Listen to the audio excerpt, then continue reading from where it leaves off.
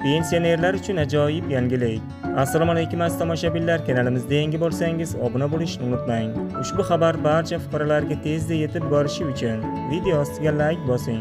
Like bosgan qo'lingiz dard ko'rmasin. O'zbekistonda ish haqqi va pensiya, nafaqa va stipendiyalar oshiriladi.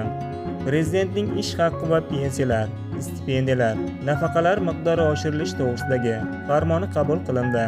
Farmonga muvofiq 2026-yil 1-iyuldan pensiyalar, nafaqalar, shuningdek ijtimoiy restorga kiritilgan oilalarga to'lanadigan bolalar nafaqasi, moddiy yordam miqdori 7% ga oshiriladi.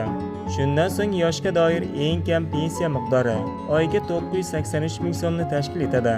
Shuningdek 2026-yil 1-sentyabrdan budjet tashkilotlari xodimlarining talabalar stipendiyasi 7% ga oshiriladi.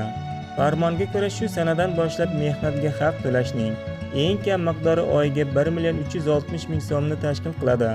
Bazaviy hisoblash miqdori esa 440 ming so'm qilib belgilandi. Mazkur qarorni amalga oshirish bilan bog'liq xarajatlar davlat budjeti hamda iqtisodiy va moliya vazirligi huzuridagi budjetdan tashqari pensiya jamg'armasi mablag'lari hisobidan qoplab beriladi. Ushbu xabarni barcha fuqarolarga tezda tarqatib qo'yamiz.